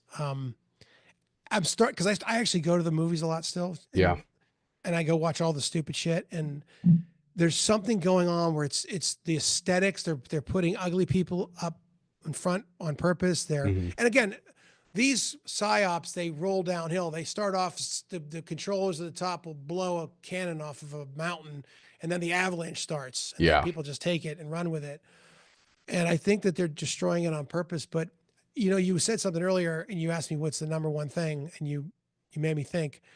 This is all a giant spiritual battle, and that their number one thing is to make us not understand how powerful we truly are, yeah, and that what miracle every one of us is. I'm not trying to be corny. Like, the odds of you being here and having this temporary experience as this formation as the so-called human being is a miracle. yeah, And they want to keep all that. That's why they call it the dark occult. yeah, Occult is just hidden knowledge. They want to hide that from us, but they're into the dark side. They're into darkness. And we have so much power. I mean, I mean, I could, because the most important thing with the films is to make them entertaining. That's the yeah, first and foremost most important thing. And I just want to, if you give me 1 to 5 million, that's really my budget range, so I can have Final Cut. yeah, I'll make whoever invests in it. I'll make a film that looks like $50 million if I can actually do my thing. All hmm, these films I've been just, flying by the seat of my pants. We could smoke these people that are spending $100 million yeah, on this dog shit I've been going to the theater and watching. I mean, just utter dog shit. It's so bad. It's like, it makes like Soviet propaganda films look good, like the ridiculous. yeah, I mean, during the Soviet Union, there were some great films, but I'm talking about the red propaganda horseshit that they made. yeah, This stuff is way worse than that. It's absolutely, way less believable. I mean, it's just insane how stupid it is. And so, yeah, there's, like I said, we've got to start seceding yeah, and creating things, and we need people with funds. yeah. We need to be abundant. Figure out how we can make money, because there's plenty of us.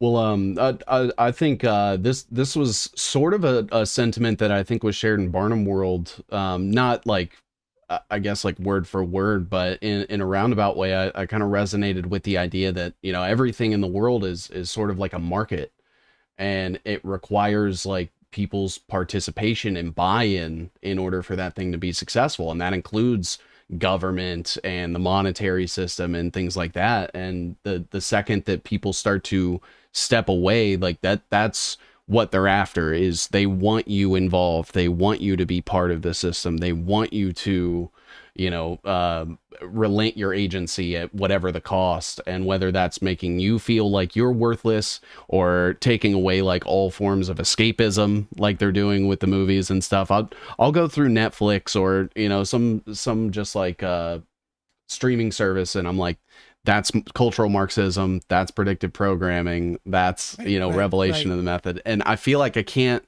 genuinely enjoy these big movies anymore, because all I see is what they're trying to do with it. And so it was really nice to be able to like finally sit down and watch a movie. I really did enjoy the movie. I'm not just trying to blow smoke because you're here on my interview or anything. Yeah.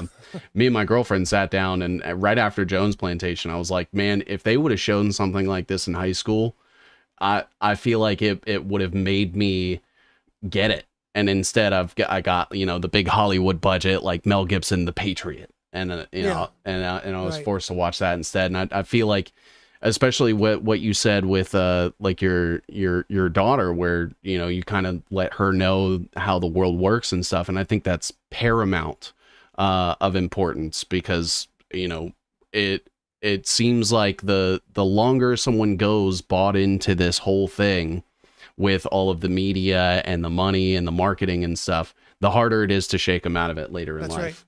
That's right. That's right. It's just like a ship that's you're going across the world, and if you tack a quarter of a degree the wrong way, and then tack a quarter degree the wrong way, it's just a little bit. By the time you're done, you're all the way in the wrong side of the world, and you're stuck in a storm somewhere, and you're screwed. Yeah.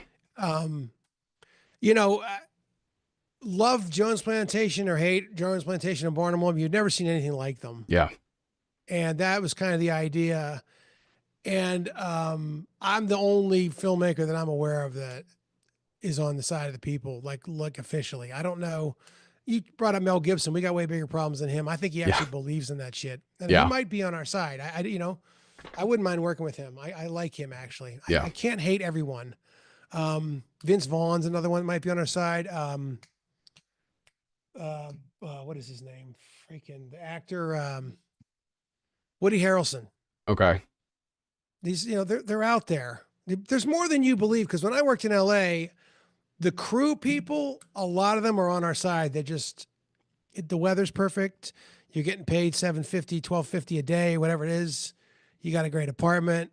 You're not talking. You're not gonna upset that apple cart. It's too Yeah. good. You're gonna go to the beach on the weekend. But there's a lot of but they're making it impossible. So I'm trying to create something where they can leave. Yeah. I can actually have a viable alternative where people can actually leave. If we get my next film done and get a decent $1 to $5 million budget, I think we might reach escape velocity. I love We that. could like take the culture over. You know what I mean? Yeah. Now you want to hang out with us, but they're not going to be able to compromise me, because there's nothing they can do to me that Castro hasn't already done. Yeah.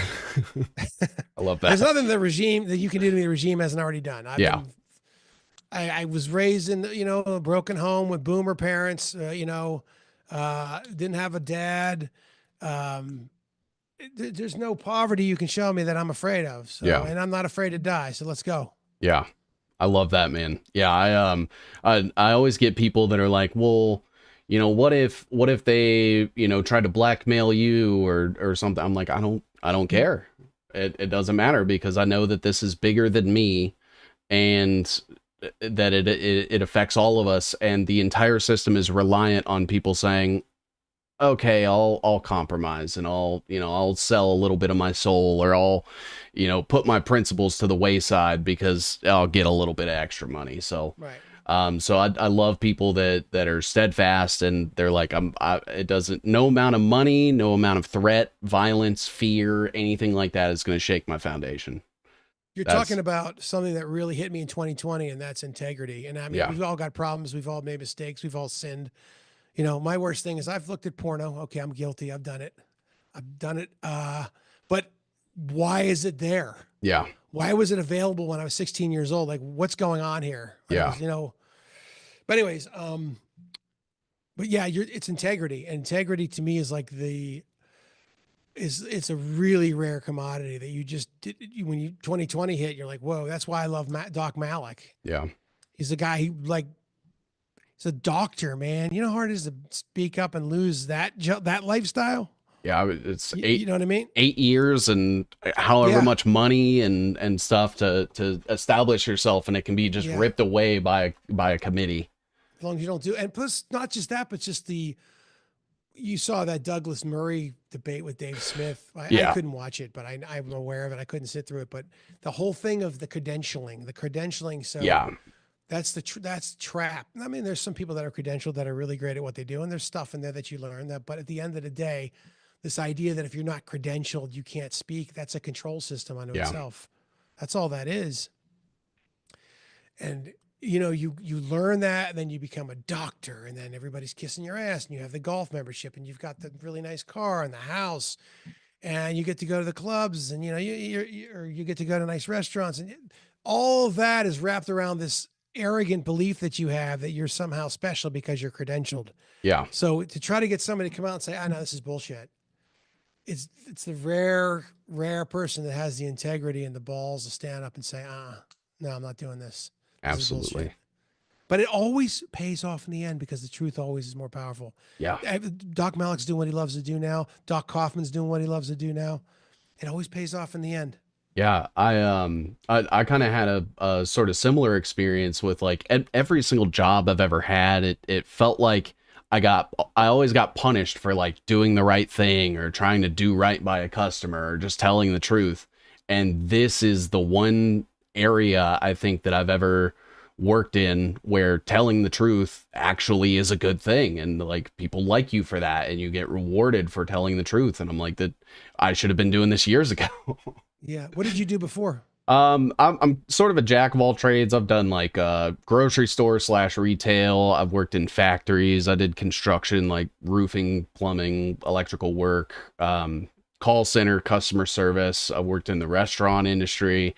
Basically, I would just enter a field, be like, hey, let me try this new thing. Maybe it'll be better than the last thing.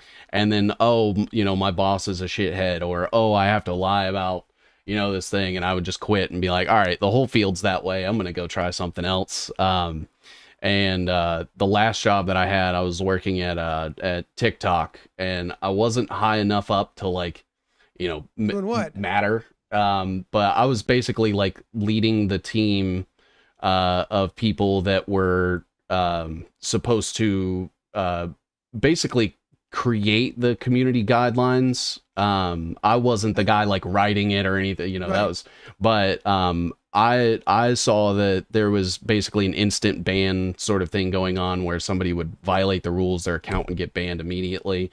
And I was like, hey, this is not very like pro free speech, and there's, some very weird moderation stuff going on here. So I helped to create like the point system that they have. Really? Yeah, so it's like if you got mismoderated, instead of getting your account banned, it would be like maybe that video gets flagged, then you can appeal it and get it overturned and reviewed and stuff. So really kind of tried to help people keep their accounts, even if it was some sort of mistake or something like that. And eventually that started to sort of get steered in a direction I wasn't okay with. And then Project Texas was in 2022, and that was basically my boss's boss was telling us in a meeting how great it was going to be that TikTok US was going to be moved onto Oracle servers. And I was like, hold on. Oracle is like CIA, Larry Ellison stuff. I started to create a funk about that, and that didn't get me in a good place.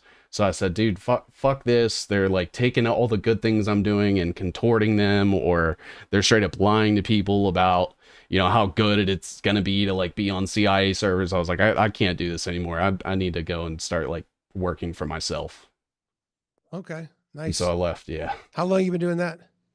So I started out, not really awake. I was doing like gaming live streams and stuff for probably a year and a half. And, I've always been like politically oriented, but it was always like surface level politics. And then, last year when the Butler PA thing happened, I learned about Peter Thiel and who he was, and started mapping out everything, and eventually started going back and looking at everything retroactively. And I was like, maybe I'm gonna stop with the video game stuff, because that's not really helping us get any further to like a good place. And Right. that's just me like doing something easy, cashing a check, doing something I like. So I was like, I need to start waking people up, because I had an existential crisis when I realized, because I was like mapping out stuff back in like Rome times and how Rome sort of got taken over and stuff. And I was like, it's always been fake, and I'm like, it blew my mind to the point where like I had to just lay down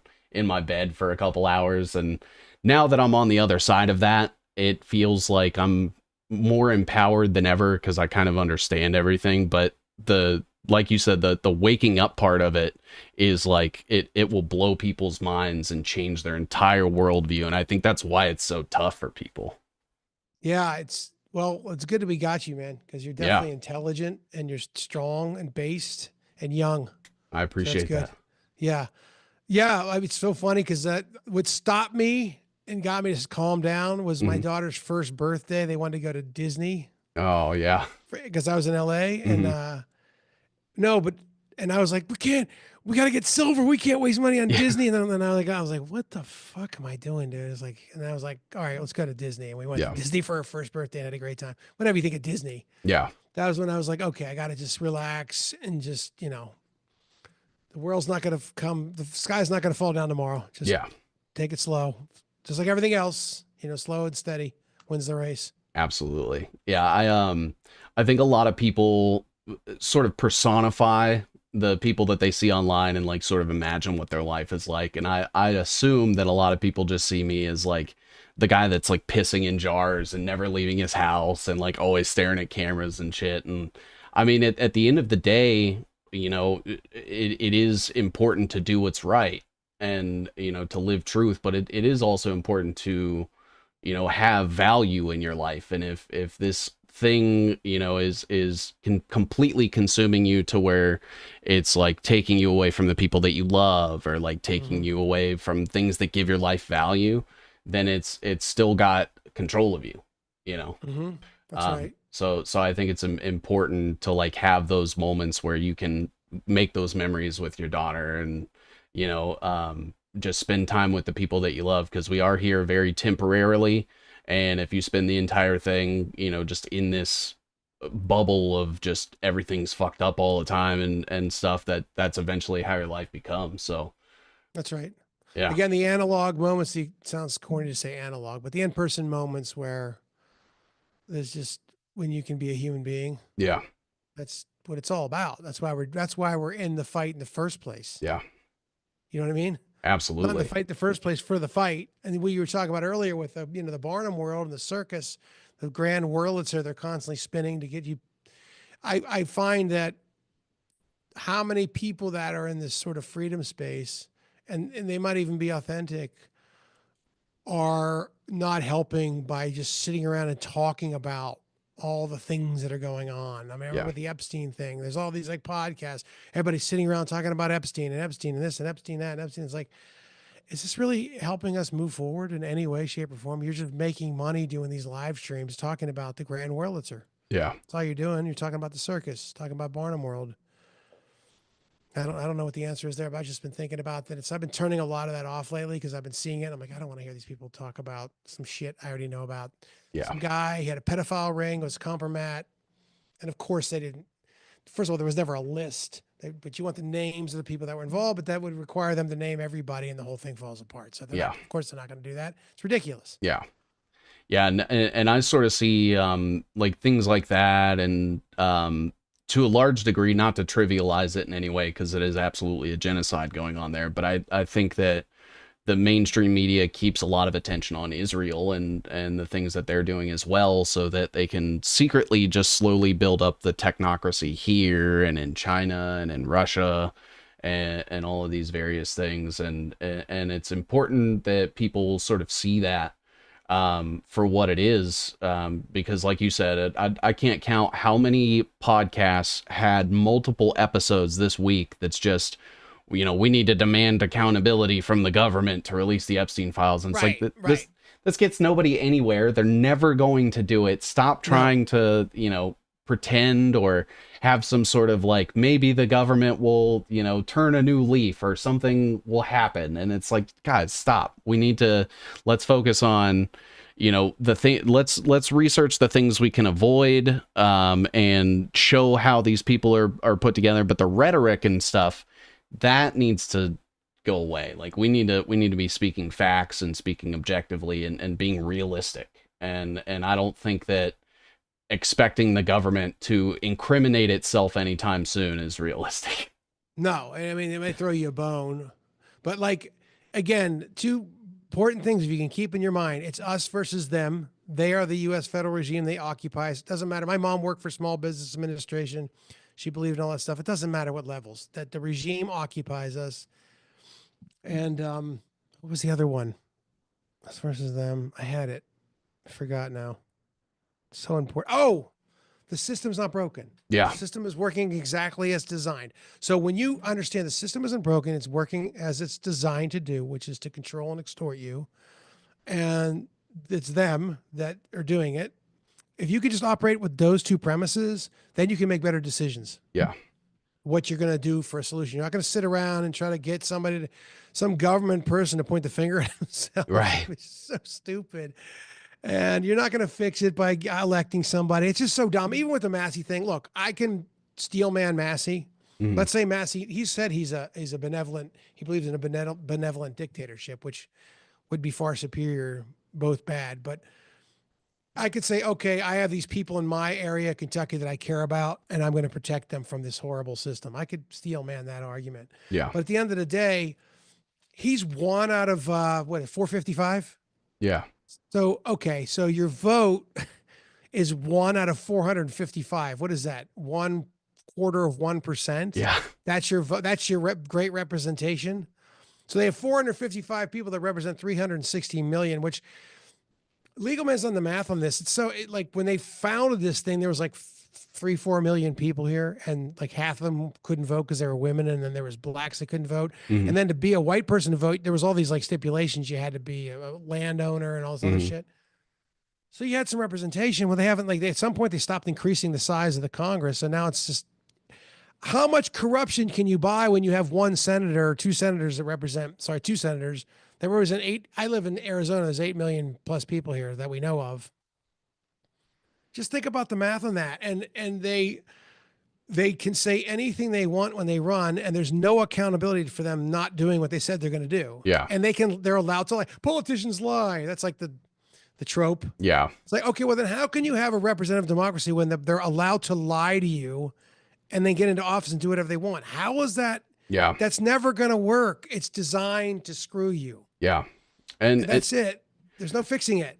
I would even go one further and say that Okay. like in a perfect system, a direct democracy, everybody's vote counts one for one. It's still a system that is designed to, bend to the will of the 51%, and then the 49 are compelled to follow it. And That's so right. you still have this like class system or this caste system, even if everybody gets a say. Yeah, I'm not saying this is a defensive democracy with less people. I'm just saying. Yeah. I'm just making a point, but it's that meme where that guy comes back and said, "Yeah, we're gonna buy pizza. We need money," and he's like, "Well, I don't want pizza." He's like, "Well, we voted. We're gonna have pizza. So give us $20." Absolutely. Yeah, it's a pretty harsh example, but if there's 10 people in a room and there's a girl there and they all vote if we're gonna rape the girl, Yeah. and it's 6-4, we got to rape her. Yeah. Well, that's democracy. Yeah, not to mention the fact that when I talk about secession, I don't, my vote should not equal everybody else's vote. Yeah. If you're some guy who loves Gavin Newsom in California, if you think he's a great guy, we're not countrymen. Yeah. Why is your vote have anything to do with where I outsource my security to? Yeah. Which is basically what you're doing with the government. Yeah. We have nothing in common. We're not countrymen. Why are we in the same country? Why is California in the same country as Arkansas? Yeah. It makes no sense. They have nothing in common. Yeah.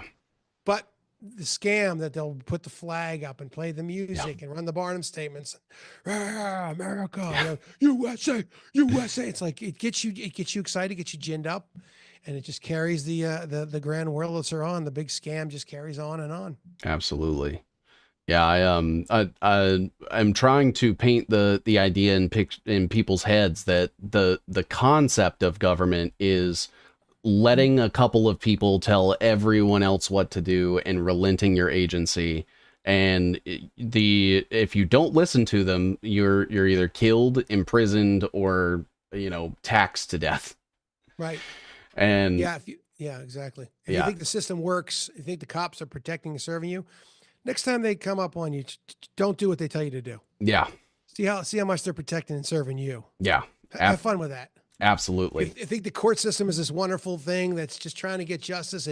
It's messy, but it gets justice. Yeah, go to court. Next time you go to court, you're going to see exactly what a complete scam it is. Nobody goes to the court system and comes out and goes, "Man, what a great fair system we have of justice." Yeah, Nobody said nobody. yeah. And it's crazy too, because like when I just speak to people on like a very layman's level, and I'm like, hey, so do you think that out of life you want A, to have a good life, and B, nobody to tell you that you can't? And almost universally, I don't think I've ever had someone say no to either of those. They absolutely want to be left alone, and they want to have a good life. And so it doesn't make sense to me that they have this thing that they do have people come in and tell them what to do, and it always makes their life worse. So Right. it's insane. They think they're going to make their life better. Yeah, They think if they can get the right person up there, they can vote. Look, any system can work if you have the right people in there. yeah, Me and you could be in this really shitty situation in a foxhole, but we can make it work if yeah, we stick together and we're smart. Doesn't mean it's not the right people. Doesn't mean anything. yeah, absolutely. So I do kind of want to flip the previous question I asked, where I said, what do you want to see more from the truther, industry, community, field? What did I answer there? Money, like wealth. Oh Yeah. What is something you would like to see less? Like something that you kind of see that's maybe like a pitfall for us, that whether it's, chasing the wrong thing or trying to provide, weird solutions, or whatever that looks like to you. Again, what we talked about, I think would be less is more of us talking about what we're going to do to solve this. And I know this sounds like a cliche, but like literally creating systems and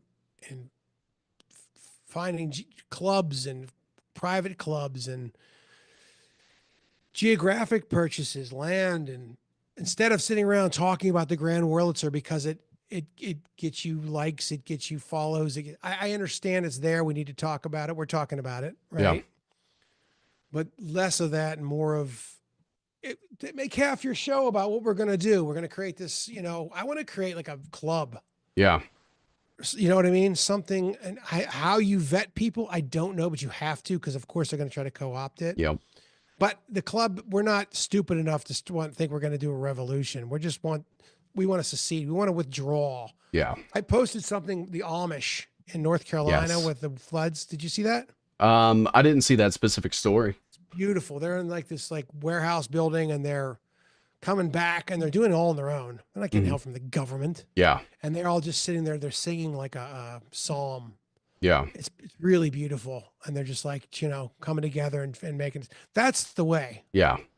That's Yeah. the solution. That is the solution. I love that because really recently I spoke about people like leaving the system and just creating things on their own, like learning skills that can produce things in the world, and not just like I would love to learn how to like build a house from the ground up. Me too. I have a lot of the basics and stuff, but I think ultimately my goal for my life is I want to be able to construct everything on my land, know how it all works, know how to fix it all, and not need anybody for anything.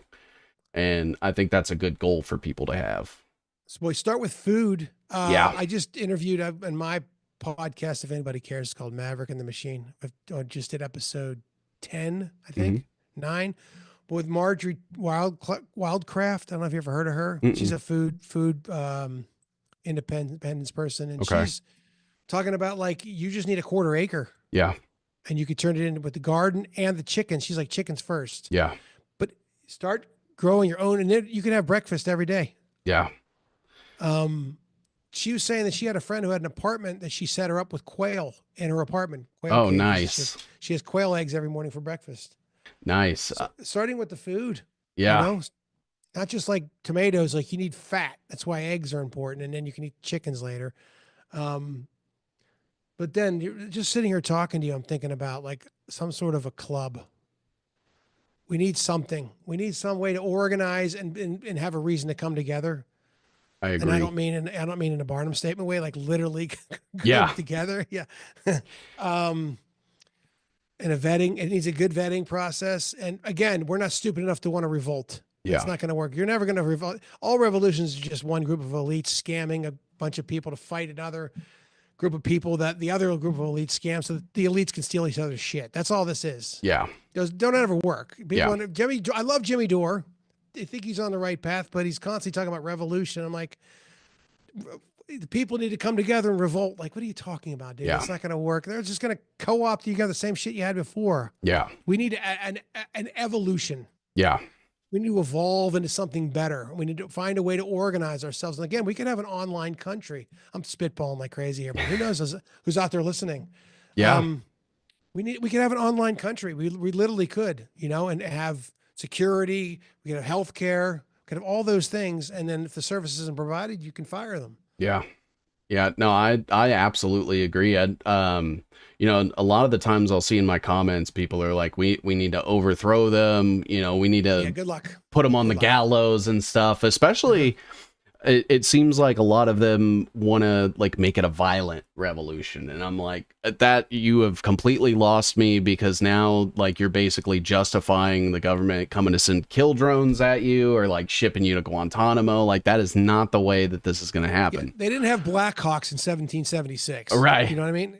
They had muskets, apparently. Yeah. Yeah. They didn't have spying apparatuses to know every single thing you do, every purchase you make, every move you make, everywhere you go. They didn't have, like you said, drones. They didn't have F-16s. They didn't have tanks. Yeah. You're not going to, they're more evil and violent than you can ever imagine. You're not going to beat them in their game. Yeah. Not going to happen. Yeah. Like, it's a consciousness thing. Well, that's They're idiots when it comes to consciousness. They have no wisdom. Yeah. None.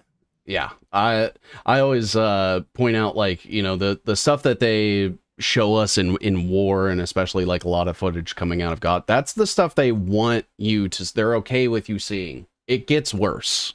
Like everything that we've seen, there's worse, and that we haven't seen, that they do keep under wraps and try to hide and obfuscate and stuff. And so the limit to their evil is truly unknown, I think. And that's the way that people need to operate when, thinking about how we're going to navigate this sort of exodus and the options that people have. Violence against them is not going to get it. Yeah. But we do need to be like prickly porcupines. Like Yeah. they're not going to don't fuck with us. Right. Yeah. That needs to be part of it. Don't fuck with us. Yeah. And I arm understand yourselves, what's that? arm yourselves, make sure you know how to shoot a gun, That too, but we need something smarter than that. Yeah. We need something bigger and smarter than that. An individual having some guns, sure, okay, and that's important. I have them, but we need something as whatever this thing is that we're talking about. We need to have, like I talked about my friend with the thing around the land. Yeah. That's a crazy sci-fi thing, but something in that sort of consciousness. We need something that like don't mess with us, dude. Yeah. Yeah, 'Cause absolutely. Your judge is going to end up. I mean, the thing, I understand the inspiration to want to do violence. I've made jokes before, like, Yeah. if it ever does come, I volunteer as the executioner. Yeah. I got no problem. They've committed crimes against humanity. I just said, just lay the table out with 45s. Yeah. And pizza. Just bring Yeah. out pizza. Bring them out. I got no problem. I would even bat an eye, but that's not going to happen, and you're not going to win that one. Absolutely. And I think too, I absolutely agree about like the food independence thing is, in my mind, that's a bill that comes due like 2 to 3 times a day worldwide for every single person. And every single dollar you spend at the grocery store is just further funding that BlackRock, Unilever, military industrial complex and you're giving them money to poison you. So it's like a double hit when you can find a farmer, find a couple local farmers and stuff, and you may pay a little bit more, but it's going to, sustaining that and making sure that you have good, clean food and stuff. I see a lot of the times people are complaining about Bill Gates and George Soros, and then they just go to Walmart and buy the steak anyway. And I'm like, where do you think all that money's coming from? Well, two things on that. You might not pay more. I have a farm that does rotational farming here in Arizona that I get my meat off of, and it's way cheaper. Yeah. And the meat is, I mean, they're like, they pray over the animal before they execute it. The animal lives a great, I don't know what rotational farming is when they break the land up and instead of just grazing and they sit there and graze all day, they move them through these like different sections in the farm. So the animal eats up everything in that area, and then they move it to the next area, and then they crap everywhere, and so they don't just go and like, it's like grazing is like you have kids at home and you leave, healthy food in the fridge and like a bunch of Kit Kats. What do you think the kids are going to eat? They're going to eat the Kit Kats. Yeah. So and it's just better for the animals. It just takes more work, but the food is way cheap. The food is amazing. It's grass fed, and it's way better. I mean, it's so much better, and it's cheaper. So I don't know if that'd be, if you're going to order it online, for some of these places they get pricey, but you're also avoiding the animal holocaust. I know that sounds, I mean, you want to talk about evil? Look, you won't believe how evil the industrial farming is. Yeah. And if you think you're a vegetarian, you're wrong. Marjorie told me about this. I didn't even know she had a name for it. And I forget what it is, but with the vegetarian, with the vegetables and the fruit and everything, they mow them, and then they get to the end of the field or whatever it is, and because you kill billions of rodents. Yeah. It's just because they're little, you think they're not as important. They kill way more animals with vegetable farming and food farming. I don't know if you realize that. And they get to the end of it, and it's just filled with these animals, and they just mow them down. Yeah. And there's a name for it. It's horrible, man. It's a horror show. Yeah. And I remember watching Faces of Death. I remember Faces of Death. And ate that monkey, hit the monkey over the head and ate its brain. Absolutely. And shit like that. And then you also see, like, speaking of the vegetation thing, like pesticides and insecticides. That's right. And there's actually a bill going through Congress right now to give those manufacturers the same immunities as like big pharma. And I guess that's going through some sort of like House provisions bill right now. It's like section 46 or something that's being like, yeah, Monsanto, Roundup, all that shit that we said, was actually hurting people and killing people. Yeah, you can't sue them either. That's crazy. Well, there's like that place down the bottom of Mississippi they call Cancer Alley, where there's like all these really high cases of cancer as a percentage of the people because of all those poisons going down the river and ended up at the bottom. Yeah. It's very evil. We have to secede. Yeah. Secession. We need to start secession. We're starting that right now on this podcast. That's the word. I love it. People start secession. I love it. Start seceding. Yeah. It starts here, and it starts with you. And you. Yeah. I love it. Yeah. So I know we're coming up close to time here, and I want to respect that for you. So and I'd love to have you back on the show any time that you're open, free. And I know you probably got a lot on your plate, but I gotta bring you on mine too. You got to come on my show. Absolutely, man. Anytime you want to have me. All right, cool. I'll bring my charts and stuff too. So we're gonna show some of those off. Yeah. Okay. Yeah, that'd be great. Awesome, man. So what's next for you, Drew? What's is there a new film in the works? I know you said you were brainstorming some stuff. Yeah, I mean, I've got 3 or 4, but one that we're kind of focused on right now that is in sort of the embryonic stages. Because we're going to need investors for it. It's called Crazy Eddie. Crazy Eddie. Yeah, and it's basically like our generation's Dirty Harry. Okay. But the difference is the cop isn't like, I want to be a good cop, but the cop force is, the police force is troubled. It's like, this is a complete scam. Yeah. They're not here to represent us. And so there's a mayor that's like that Beetlejuice woman in Chicago who's like a lesbian and a pedophile. There's Antifa groups that are there's a Soros DA type of thing with the mayor. And there's a whole conspiracy going. So it's a lot like a Dirty Harry film as far as structure. And then there's a character who's like this gay grooming teacher who has a big online account.